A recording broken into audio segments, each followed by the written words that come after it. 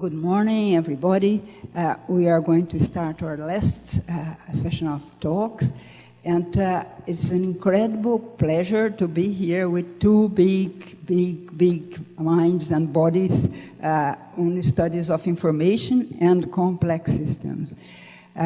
We are going to start with Paul Bourgine, and then we go to John, and then at the end I'm going briefly to make a proposal for thinking ahead. So, Paul, please. So it's each time a great pleasure to be in a big conference. And of course, thank you a lot for the invitation. So I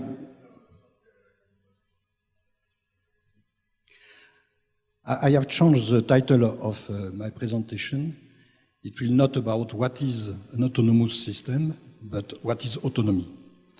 It will make the arguments much clearer, and it's also more correlated with one of the main topics of the conference. So, what is autonomy? And first, the definition of autonomy, which is the etymological one. Autonomy is the property of a system that obeys to its own law. And if we take this definition, it's very in accordance with physics. Physics has proposed laws for summarizing all the experimental facts about large classes of physical objects and their interactions. And physics obtain a very elegant law, very short, generally less than one line, about general relativity law, Dirac or Schrödinger law, Maxwell law, and so on. And what is also interesting is that when there is a surprising fact in physics, the main idea is to generalize in order to conserve the principle of the summarizing principle. So that's a very important point for my first part, that will be about a formal epistemology. So I start with an example before looking at the formalism. If my example is about the morphogenesis of plants, and the law behind are the laws of form. The expression is from Gregory Spencer Brown, and we will use as the formalism of Lindenmayer and Pusinkiewicz. The L system, L is for Lindenmayer. And if you look at the way to describe how a plant is growing step by step, first, when the plant is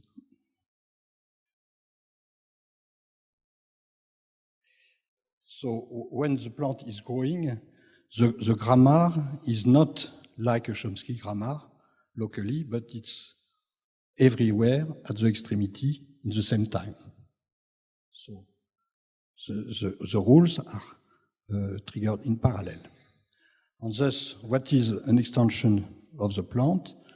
At the previous step, it's only that, and at the next step, this becomes that. And the description of that is from this rule. So F is for forward, so forward. Then turn left. Here you have a branch, and you describe the branch in the same way with a minus, meaning minus delta, and plus, meaning plus delta. So this single formulae describes exactly this bifurcation.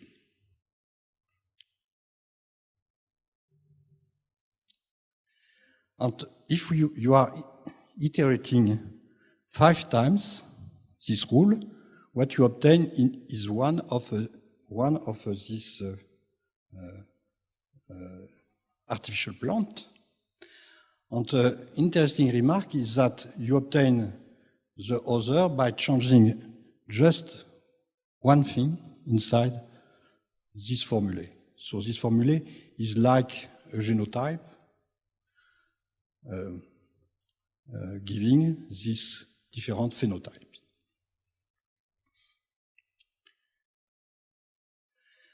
And the main book of Lindenmayer and Prunsinkiewicz, the name is The Fractal Beauty of Plants, and this book is very well done. Each chapter is introducing a new operator, and at the chapter 4 or 5, the L system are able to generate an orchidea with 5,000 polygons. For people that know, we can represent any shape in the CW complex category with a polygon. So it's and if there is 10 chapters, and in the last chapter there is a reconstruction of some picture of Monet. Not exactly the picture of Monet, but it's like. Okay, so now if we want to look at real plants, for example here a tree, no, sorry, oh. If we look at a tree, a real tree, what you can see is that the elongation are not the same, not exactly the same everywhere. And thus the idea is to shift from a pure L system, deterministic L system, toward stochastic L system, where there is a probability law on the length and sometimes also on the angle. And of course, if you are looking at a cohort of trees, you will also find some dispersion of the length and also the angle.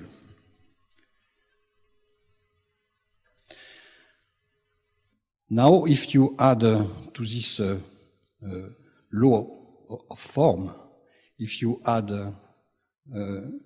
the data of the environment, the light, the CO2, the constraint of resource from the soil, and also some inter-individual constraints, that is phytosociology, because some tree can take more light coming or more resources.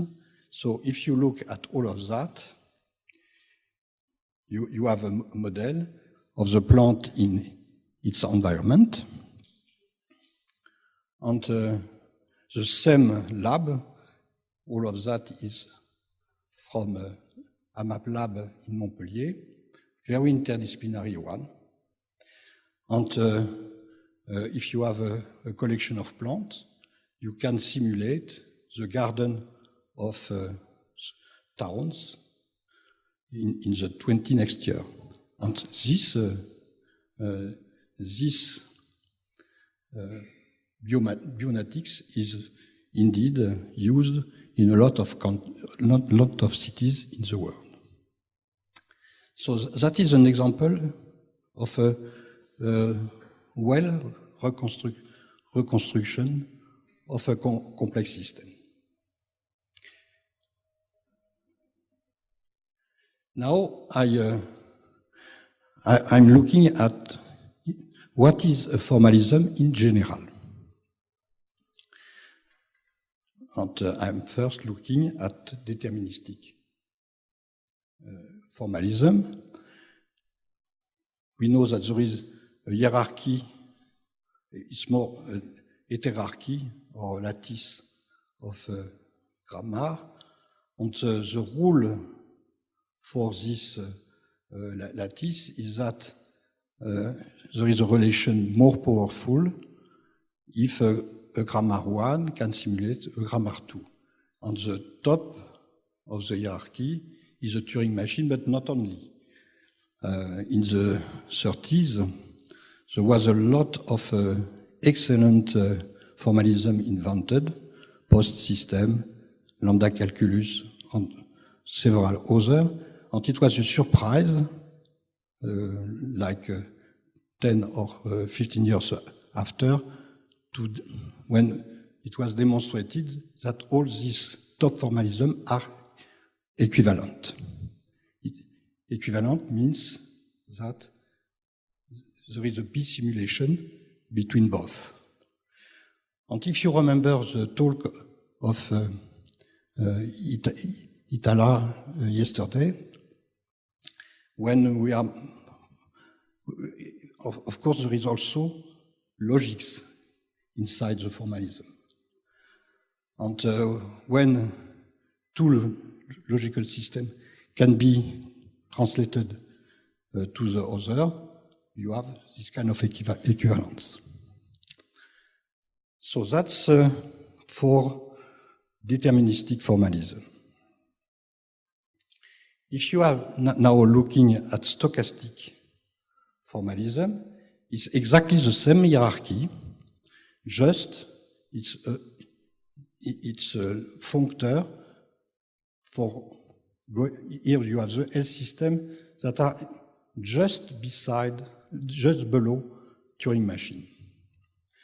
And for going from each formalism, deterministic formalism, to a stochastic one, you have just to add to the computer a register 0, 1, and thus the Bernoulli machine is a Turing machine with one register 0, 1.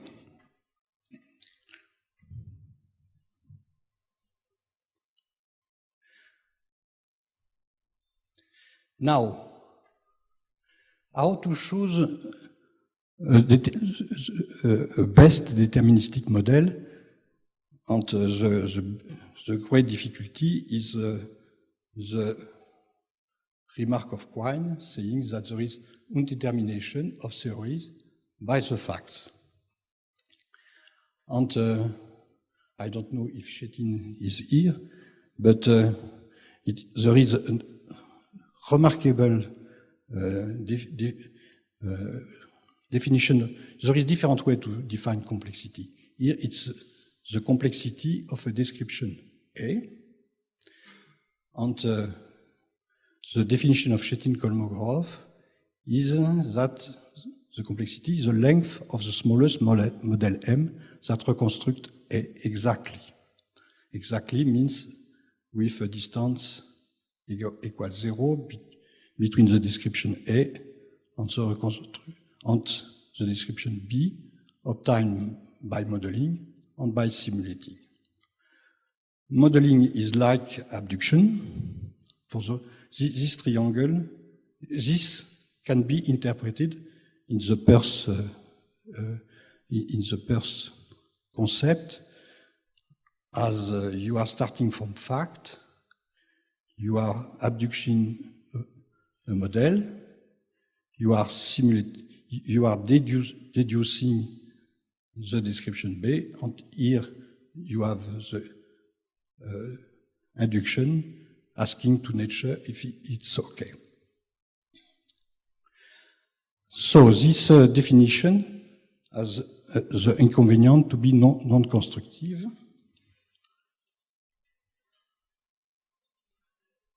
And I just for stochastic model, it's exactly the same. Just what is changing is what is the delta. Stochastic delta is something that can be done by Lablaire-Kullback distance, and this distance is exactly the kind of surprise measurement developed by Constantino. And of course, you can look at Q surprise if you change the definition of the surprise. And all the study of this kind of distance is done by a new scientific community, which is the geometrical science of information by Amari and al. And this new community has like 4 years, and you can find all the replay of this conference on the site of the CSDC. It's as if you will be present in this conference. And now, because it's not constructive, because the definition of Shetland-Kolmogorov graph is not constructive, what we have to do is to reconstruct A as best as possible. It means that delta is close to 0, and with M as small as possible, which is what all scientists are doing. So this kind of attitude is close to the concept of satisficing Herbert-Simon. Satisficing is a new neologism, putting together satisfying and ficing, which is Old English for doing. So the question is not only to have constraint of satisfaction, but also the difficulty to do things. Alors, of course, it means that to find an agreement between scientists on the best model will be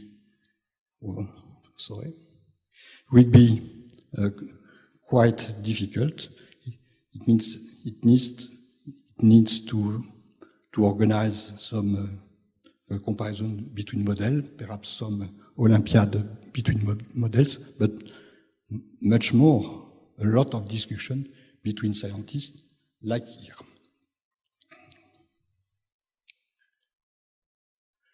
I finish here the part about formal epistemology, and I want to look at how this framework can help for complex system science and for the question of autonomy. So, our definition of complex system is that the most difficult case is when we have very large interactive networks of individual agents with individual behavior creating emergent collective behavior that also influence in return each agent and the autonomous self-organized dynamics of the whole and the part. So again, the main difficulty is to deal with very large network. And that apply for a lot of systems in physical, biological, techno-socio system. And you have here different examples for this socio-system. And thus, the main difficulty is to deal with a very large network. And I want to tell you about a big recent progress our community have done for modeling very large network. And of course, we will use the change of paradigm proposed by Ilya Prigogine, that the task is not to predict what will happen, but what can happen. It means that the kind of model we are searching is a stochastic one. So, what I'm presenting now is due to a group of people with Boguna, Kriukov, and Serrano. Serrano and Boguna are in Barcelona. And all the networks they look at obey to a law of preferential attachment. If a new node arrives, he prefers to be attached to a node that is already very powerful. So the hypotheses are the network is stochastic. That's very natural. It means that the network today would have been different as it is. But also the same idea can apply for the past. So it obeys to a preferential attachment law, and that is reinterpreted by them as a gravity law. And they are searching the model of the whole network, which is minimizing the surprise exactly in the same sense as Constantino told us yesterday. And what they obtain is something very, very, very interesting epistemologically. So the great idea behind is that if you have 10 minutes, no, it's okay. If you have interactions in a system, these interactions are creating their own space, and here the space, and perhaps also time. So the space here is a gravity Newtonian space S1, or it's completely equivalent, a gravity Einsteinian space H2. And what is such a space? It's something which is quite known since the Vitruvian Man of Leonardo da Vinci, and you have an hyperbolic tree, you see, and this hyperbolic tree is continuing until the border, and you can put an infinity of nodes in such a space.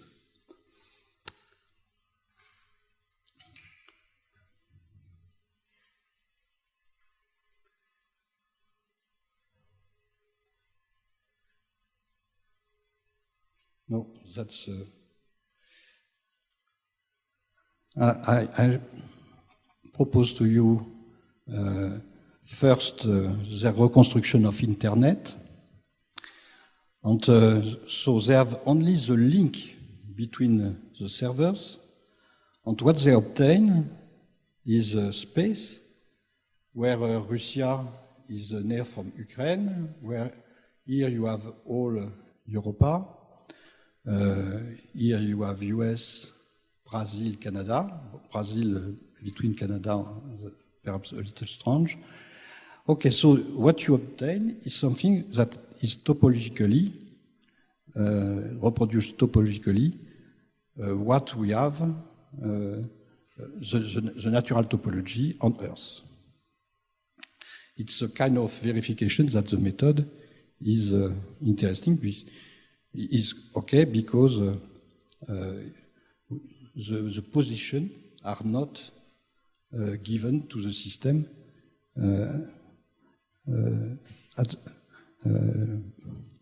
as a data. Here you have Escherichia-Coli metabolism. You perhaps have already seen some poster about the metabolisms. It's something which is really difficult to catch because it's too much disorder inside. Here you have more what are the main nodes and how they are influencing other nodes. And my preferred reconstruction is the knowledge map of condensed matter. And it's done with 24 layers. When you have the supplementary properties that the network is scale-free, so like the plants, in this case, what you obtain is an onion. And if you take a node and you take the subtree, what you obtain is again an onion. And that is it's very interesting also for example, for learning. If you want to go from one point to another point, the geodesic is attracted by the center. So the geodesic you have here, it's also an hyperbolic tree due to Escher. And you can also, if you look dynamically at this kind of map, you can see that some nodes are, with time, going to the center. It means that the topics is a good topics, or are going out to the border. It means that the topics become less and less important. For choosing a topics of PhD, it's better to take topics that are going to the center. I arrive to my conclusion. So we can think that this theory can be a quite interesting allegory of the cave of Plato. On the cave, you have all the existing facts that are projected, and here it's the future facts that will arrive, and you have here some hole in the wall where there is some very nice theory, and I put also this for the interaction between art and science as here.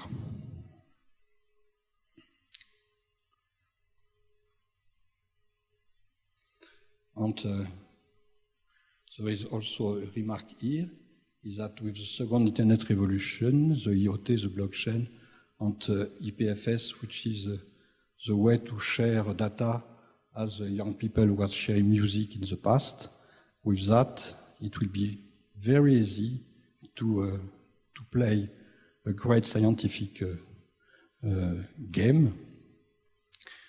And in the wall of the behind the wall of the cave, you will have another cave with another wall on the road.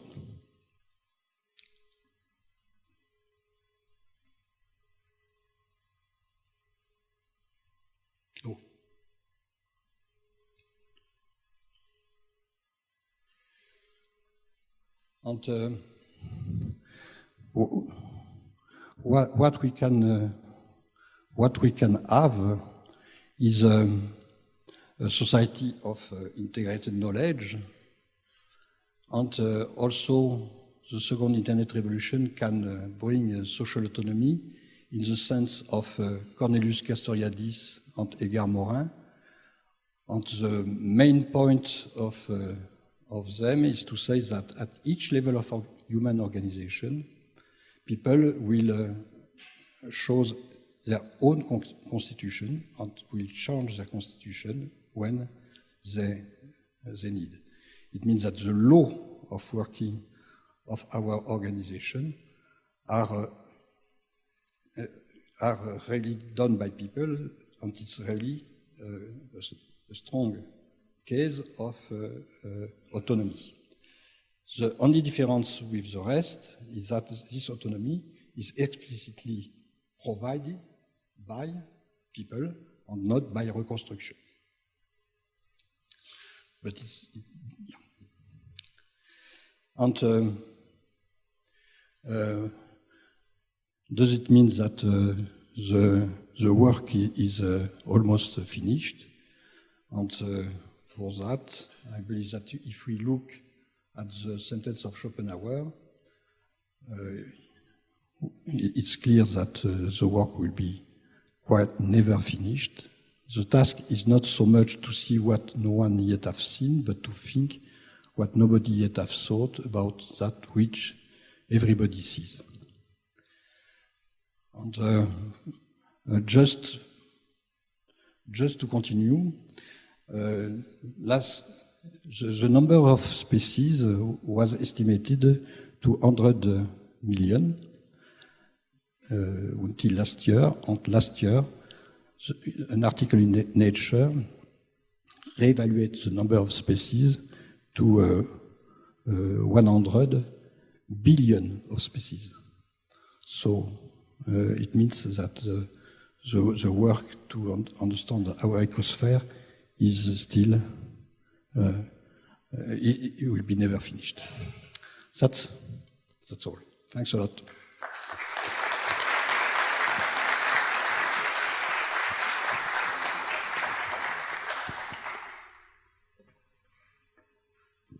Thank you very much, Paul, for this wonderful talk. And now we ask Professor John to start his talk.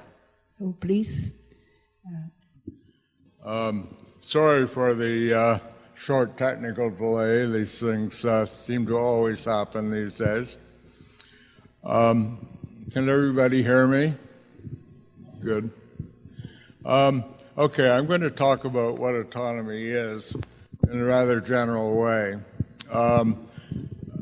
Because I was ill and because I had difficulty getting my visa to come to Brazil, I now have one for 5 years, so I can come and visit again in the next 5 years for up to 180 days. I'm here for 2 days this time. As a result, the talk had to be put together rather quickly, and there are some gaps. And I'll try to point out those gaps, and perhaps people can ask questions during the question period. I'm going to try to go through the talk fairly quickly without going into a lot of details, and leave it to you to ask questions at the end. Don't be shy. The idea of autonomy, its origins go back quite far. I'm not sure if it's been traced properly, but it literally means making one's own laws or self-rule. Now, it's been used to mean just sort of independence or acting without independently of the controller based on information that comes into it. But it's basically a form of control, and it consequently involves a causal or dynamical activity originating in the agent. Now, almost all my work in the past 20 years has been based on dynamical approaches to things. It's a version of what I call dynamical realism, which I'll explain in a few minutes. But the important thing here is that we understand it as a dynamical process, not some sort of logical condition. Kant is most associated with moral and personal autonomy, but he actually began his discussion with an account of biological autonomy. He failed to give one, interestingly, and he suggested that maybe we needed some new sort of law. And I think recently with principles of complexity, which go beyond Newtonian notions of efficient causation that we find in mechanistic approaches, which are remarkably successful, but not in biology, to the point where people tried to think of things like a life force or something added to the mechanical world that was separate from it to explain biology. Anyway, I will take it that biological autonomy is the most basic, and try to explain the others in terms of that. Cognitive autonomy, other forms are cognitive autonomy, personal autonomy, moral autonomy, social autonomy, national autonomy, and probably a bunch of others that are all occur at higher levels. And they can actually conflict with each other in interesting ways.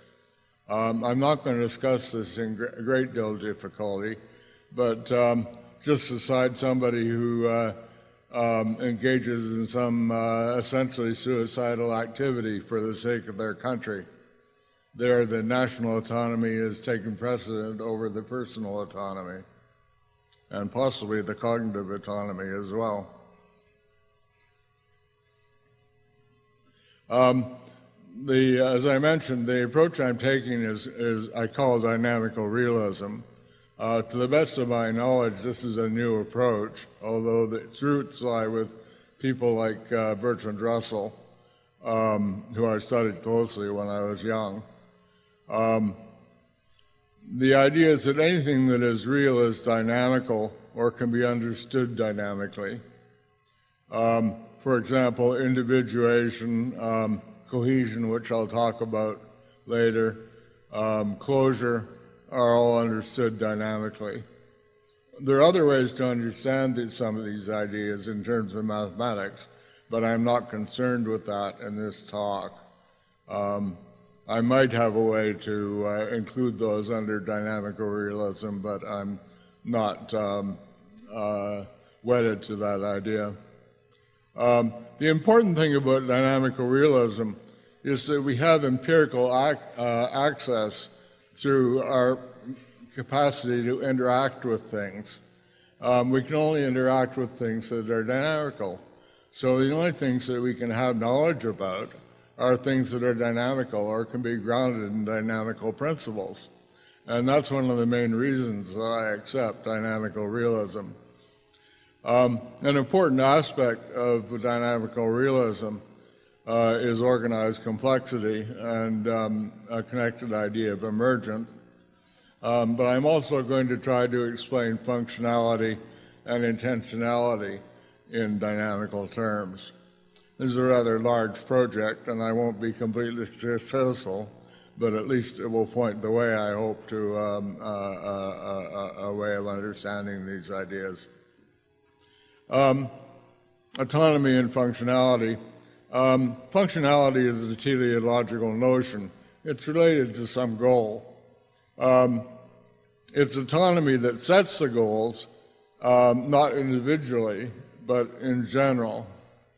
And it's possible, I suppose, to have a whole bunch of collective goals that exist in one thing where there's no autonomy at all. In fact, I think that does happen sometimes, although there's something a little bit perverse about it. More specific goals are derivative from autonomy by the way they contribute to it. So when we're understanding the relationship between specific goals and autonomy, we have to understand the way in which those specific goals contribute to autonomy. So looking at things this way, functionality has to be understood in terms of how it contributes to autonomy at whatever level. And we'll see there are a number of different levels and kinds of autonomy. The various levels can conflict, and this can lead to inconsistent goals. And this is something that happens in people all the time, is they have things that pull them in different directions at the same time. If they're purely autonomous in all respects, then this couldn't happen. But it doesn't work that way. Various different types of autonomy can pull us in different directions and create cognitive dissonance, a cognitive problem. If we give primary weight to cognitive autonomy, as some people advocate, then we could solve these problems. But it doesn't solve the emotional underlying problem of our commitment to our personal autonomy, our moral autonomy, our national autonomy, and so on. So it ignores a large part of human existence. And another important thing about functionality that I should mention is it's not perfect by any means at all. It can be mistaken. In fact, I think it's a necessary characteristic of functionality that it can be mistaken.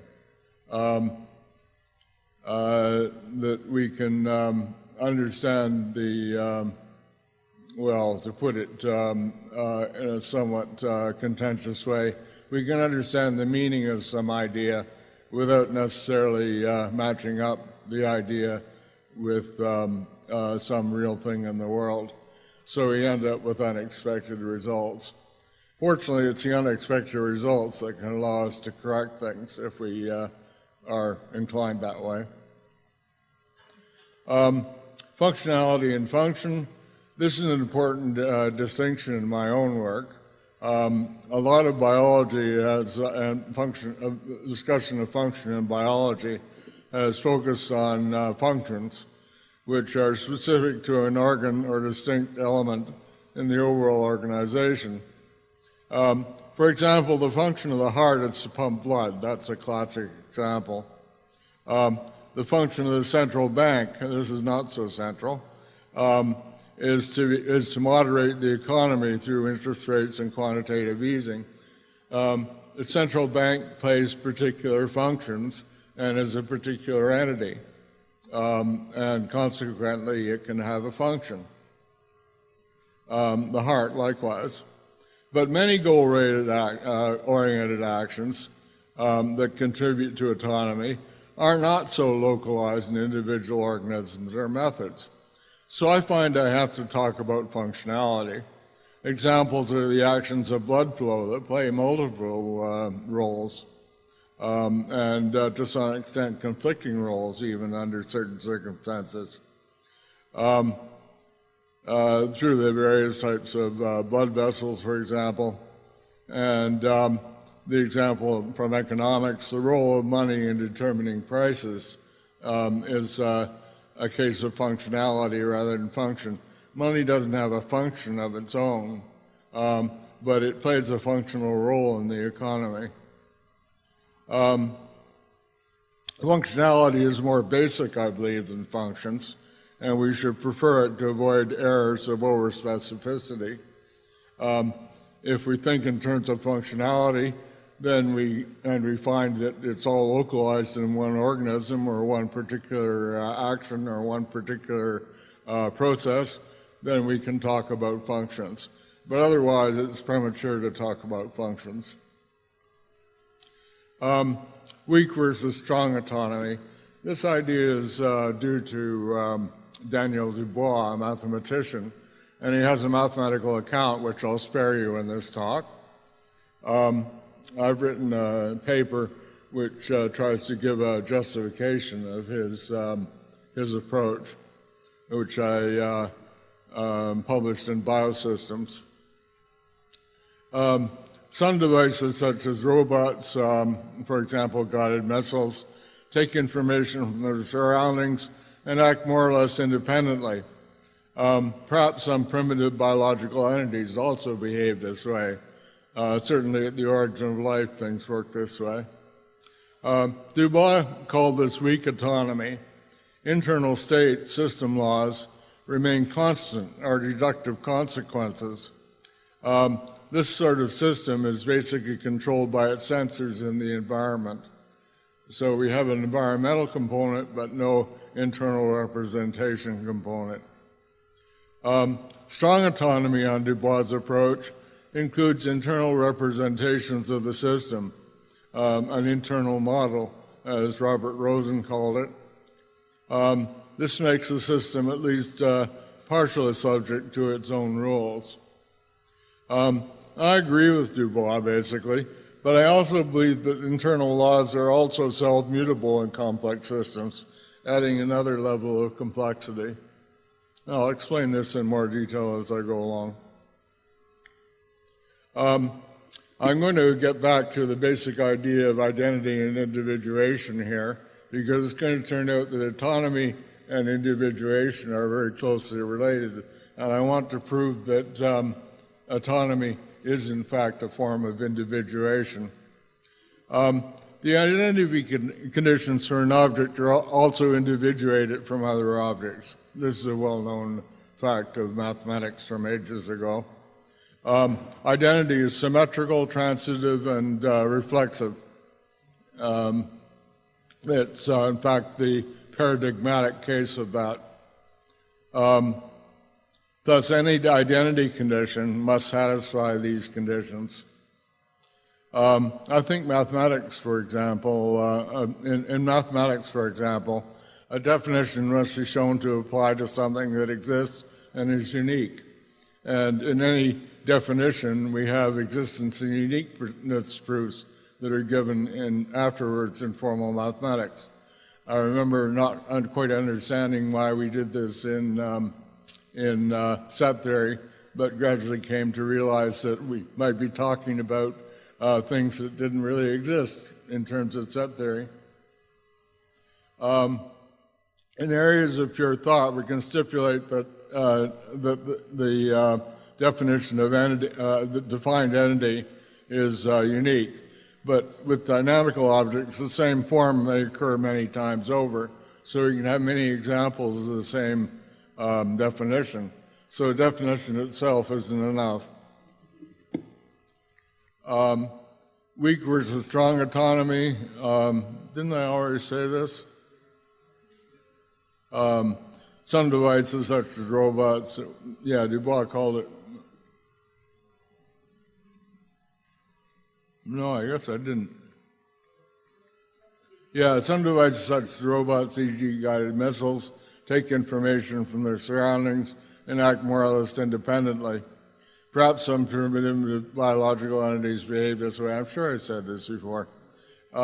Dubois called this weak autonomy. Strong autonomy uses internal rules. I agree with Dubois on this, that the internal laws also are also self-mutable in complex systems, adding another level of complexity. Oh yeah, here we are. I skipped backwards somewhere or another. Cohesion is my primary notion of identity for dynamical objects. Cohesion is the dynamical relation between parts of a thing that make it parts of the same thing. The closure of this relation defines a unique entity.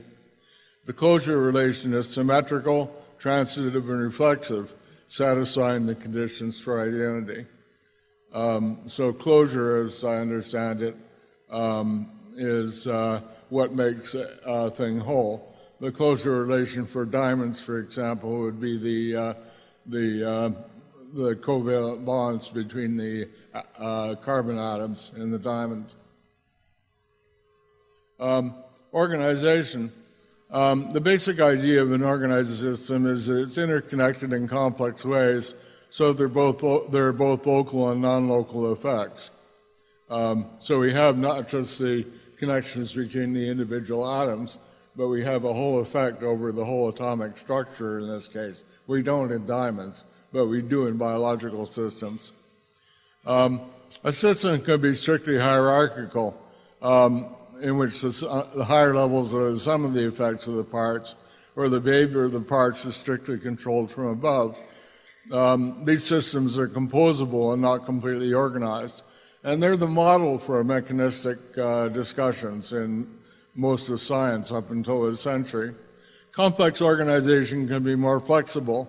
It involves neither summation nor top-down control, but shows the interaction of bottom-up effects and top-down effects. Complexly organized systems, therefore, can't be decomposed. I mean, we can take them apart and put them together and see how they work. But if you take apart a frog and put it back together, you're not going to end up with a living frog. There's something more going on here. We might eventually be able to do that, but we can't now. Form or pattern dominates in biology. I think this is fairly obvious. In physical sciences, constraints are secondary, processes being governed by energy flows. In biology, though, energy differences are small and information flows are primary. Information is a measure of form or pattern, so changes of pattern are primarily in biology. Patterns in biology are found famously in systematics, but also developmental biology, evolutionary theory, and more recently in system biology. So shape is an important biological notion as well, like in enzymes, immunology, and so on. Pattern change is a form of dynamics, that is, involves a time parameter. However, it's not a dynamical theory in the stronger sense of being based in forces or flows, or the usual notion of causal relations for mechanism. I will argue that pattern dynamics are inadequate for the study of pattern change. Biological laws are primarily laws about change or constancy of form, and this follows from what I'd said before. I won't go to this into detail, but there's been a reason, I think, this is the reason I think that many philosophers have denied the existence of laws in biology, because they don't have laws of the mechanistic type. But if they're looking at the right sort of thing, like laws governing information flow and coding and various things, semiotic notions, then we can recover biological laws. Now, autonomy is a special type of organization based in cohesion. This is rather longish, and I'm not going to go through it in detail. But the basic idea is that it's the organizational processes in biology that give it organisms' identity. So their cohesion function is their organization.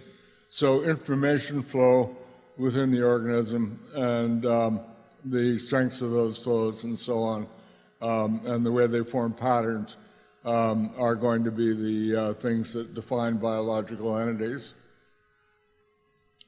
Kinds of systems. The most important one here are type 4 systems, which are complex and high organization.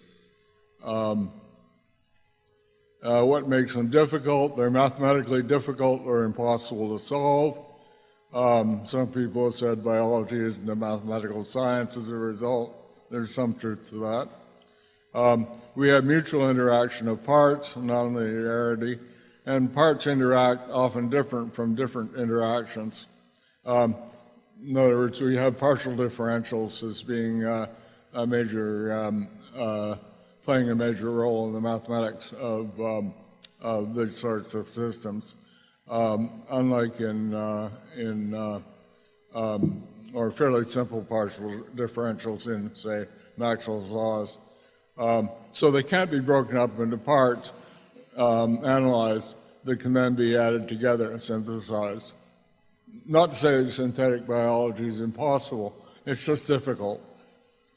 Mutual interaction between the whole and parts and upward-downward causation. To do synthetic biology, we have to put the two together and work with the two together. Autonomy requires complex organization. As Kant proposed that, Terry Deacon, Alicia O'Hara, so complex organization is required for autonomy. Function and intention. I'm moving over into cognitive science here. Function, a trait is functional if and only it contributes to the autonomy of that which has a trait. Now, intentionality is a functional trait. However, not all intentionality contributes to survival. So I hypothesize that a trait is intentional if and only it accrues to the purposes of the bearer of the trait. In this case, the bearer is the mind, which can't be reduced just to the body and the biological characteristics. It's a complex entity in itself. theory of mind comes out of this. Action is generated through internal factors. That's part of the complexity of these things.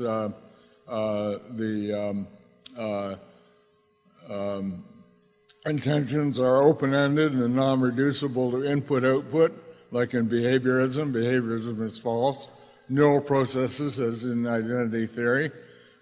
Internal input and output, as in functionalism. And there are some caveats on non-reducibility, reductive explanation, and locally accurate models. We can get locally accurate models, so we can't just put them together to get a reductive explanation. So a lot of these traditional ideas in philosophy of mind are very unlikely to be incorrect because the mind is a complex organization, like all biological systems. So intentions or meanings can match complex, non-mechanistic processes in the world. And I conclude from that both internally and externally originated creativity are possible. I've got a couple of papers on that, which I'm not going to present here. But I will mention that autonomy permits novel experiences. In stable networks, the on-cycle reciprocity relations hold, so we don't get anything new appearing. Everything works close to equilibrium. But when new nodes are formed, the dynamics peculiar to self-organizing far from equilibrium systems become indispensable. This happens in growing systems, especially in evolution and development. In such cases, a strong force will tend to organize the system so as to minimize the entropy production in the generalized direction of force. This is a theorem from, actually it's a hypothesis that Bourgine made about non-equilibrium thermodynamics. It hasn't been proven yet. This cascade in orthogonal directions this will cascade in orthogonal directions until the force dissipates, and the system is now accommodated to such forces, and it can adapt to deal with them. This is a process of assimilation and accommodation that Jean Piaget takes, and I've given an analysis in these terms of Piaget's work in a different paper. Thank you.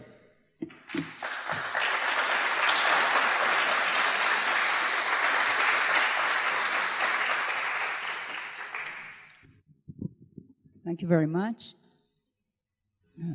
We are now going to the last part of our talk. I'm going to spend around 10 minutes, more or less, just to sum up in a way. Sum up in a way is what we've been talking about. The main question here is, where are we going with all this discussion we have here for the whole week, trying to sum up? And this is a work done in collaboration with Mariana and Gio Kobayashi and Arthur Gonzalez. And we, just to start to have the evaluation, we want to have this main trajectory, trends in computer. Around the 1940s, we have one machine to many people and industries and all this. And this, around the 70s, we have the personal computer, and with the personal computers, we have one computer for each person, and went on to the 60s, 80s, 90s, when we have now many computers for one person. So we have mobile computer, all sorts of wearable computers and all this. So what can we do with this new situation? The proposal here is to inquire if the complex system approach paradigm has any suggestions to us. How can we apply all we studied to respect autonomy, autonomous action in this use of ubiquitous computing and big data? So this suggestion is that, first of all, we understand that in a networked society, in which we are now at the moment, both ubiquitous computing and big data can make it feasible to evaluate the general common sense interest. So we can evaluate interests at the collective and individual collective autonomy. We can evaluate ubiquitous computing and big data. We discussed this, okay. So that's our hypothesis, that in a networked society we can evaluate what is going on collectively and individually at this level of autonomy. So after Professor John, we just give a very minimalist notion of autonomy, collective autonomy. This is this capacity for people to act according to their own self-organizing laws that maximize common interest. The notion of common interest is very important here. And for the individual, we say that a person P would have a certain degree of autonomy if, first, the person possesses anticipatory information of choice or opportunities for future actions, and present, of course, and has the capacity to choose what to do regardless of external pressure. And we say that if conditions 1 and 2 are satisfied, then autonomy can be characterized as the human rational ability to establish independent decisions free of external imposed determinants in such a way that the person intentional conduct is or could be self-organized on the basis of anticipatory information. What can complex system tell us about this minimalist notion of autonomy? So our suggestion is, first of all, the awareness of the systemic interdependence of many, many layers of this networked society. It is fundamental to help in the development of ethical practice that respects autonomy in the sense we introduced. João yesterday talked about privacy, we're not going to go on that. And also is the presupposition that circular causation, so everything we do comes back in a way, either for us or for our son or for our friends. And with circular causation, the complexity of the system is not simply a function of the interaction between many components, but of their dynamic organization. And the interesting and very important phenomenon of emergence that allows the continuous generation of new complex organization. Well, with this presupposition, the idea is that how can we put all this together? And the very simplistic graph here is that at the very bottom level, we have data, red numbers. If these data are organized in a systemic way, or if we have patterns here, then we have information, not necessarily connected with meaning. But meaning comes if this organized data is embodied. So if the information now is embodied and in a specific context allows several conditions of truth and many others, we have knowledge. And knowledge, incorporating ethical principles, we have wisdom. And this wisdom is the most difficult point to be discussed here, because who knows what wisdom is? We offer a very simplistic notion just to start to think about it. From this complex system perspective, the idea is that wisdom can be understood as a kind of collective, ethical intelligence. And Bourgine has several things about collective intelligence, but here we introduce ethical intelligence, which respects autonomous action.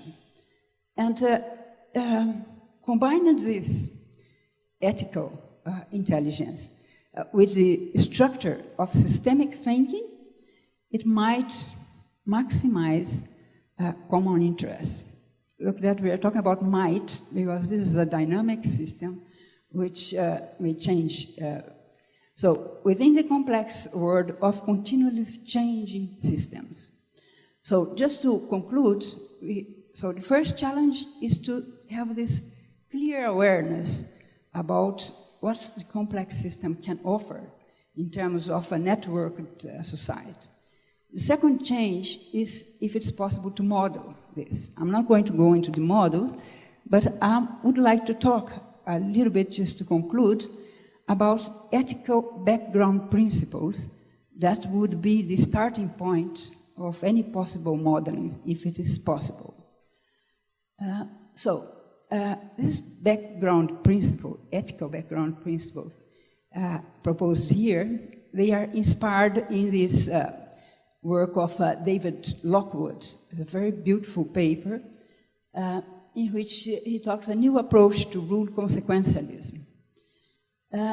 These background principles, they are higher order principles that reduce the number of practice rules, taking priority under the individual. It's not that it ignores the individual, but takes priority under individual practice rules.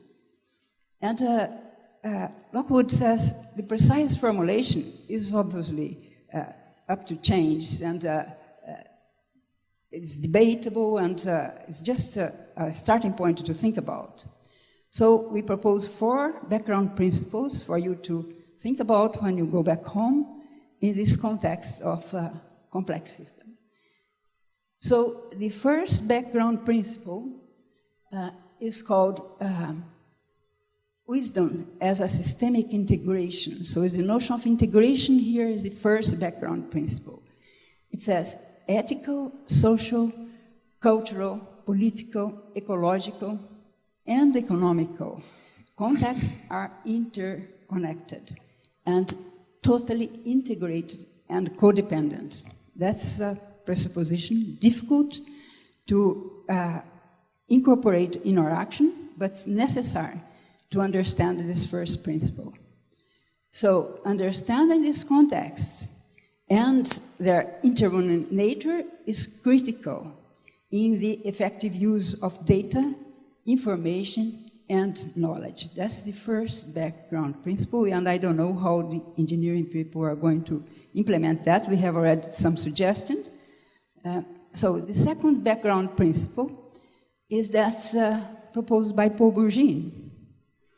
So is have it clear in mind that the aim of complex system thinking is not just to have certain absolute definitive conclusions, but to produce or to act in order to produce innovation, the less possible uncertainty for responsible innovation. So whenever we are doing innovation, we have to consider about the responsibility, the possible effects that it would produce in the future.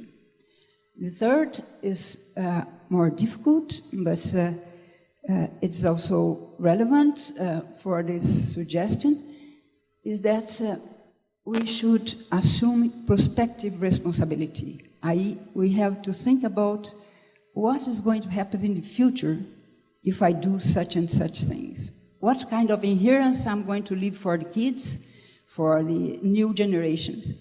People say, you, like us, the elderly people, have not cared too much about the environment. And now we are suffering the effects, and probably the sons and daughters of you are going to suffer the effects because we are not really very aware of that.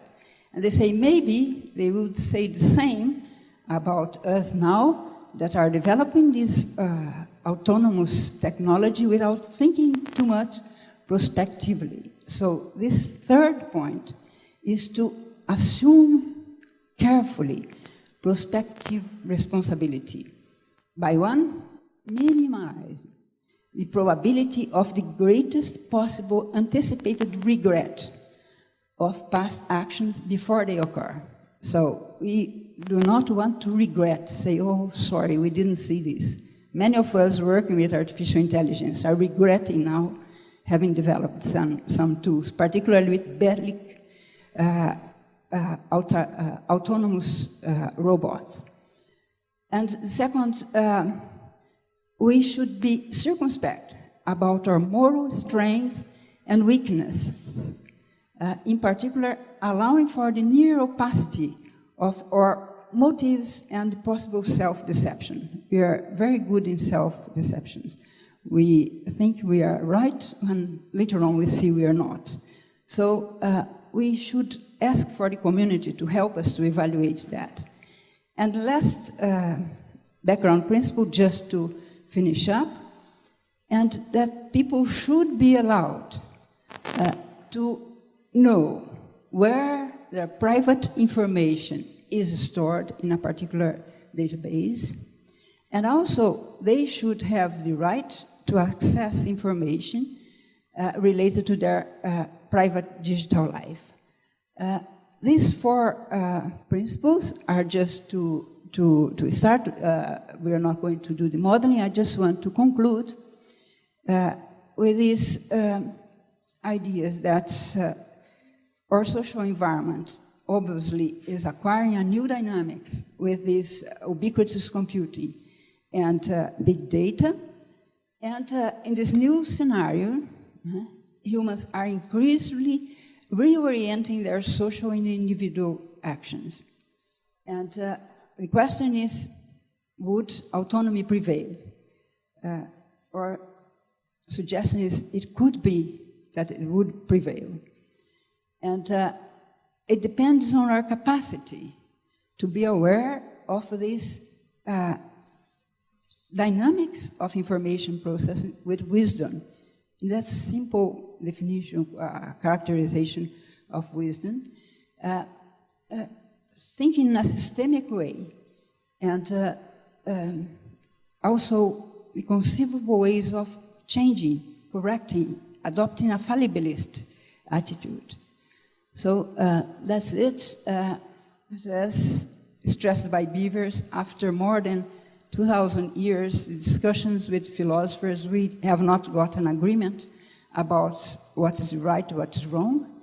But this is just four background principles for you to start to think about all we thought here. So that's it. Thank you very much.